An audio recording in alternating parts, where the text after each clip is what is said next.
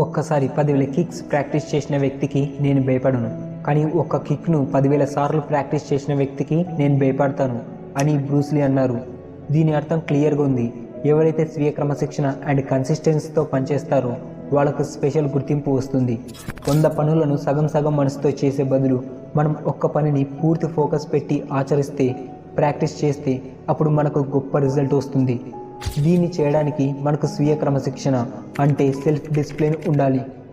మనం ఎవరినైనా successful business man లేదా స్పోర్ట్స్ పర్సన్ని తీసుకుంటే, like Ratan Tata or Elon Musk, Dhoni or Virat Kohli, వాళ్ళందరిలో ఒక సాధారణమైన విషయం ఉంది. వారందరూ తమ పని పట్ల స్వీయ క్రమశిక్షణ సెల్ఫ్ డిసిప్లిన్తో ఉంటారు. కానీ జీవితంలో క్రమశిక్షణను ఏర్పరచుకోలేని వారు కూడా చాలామంది ఉన్నారు.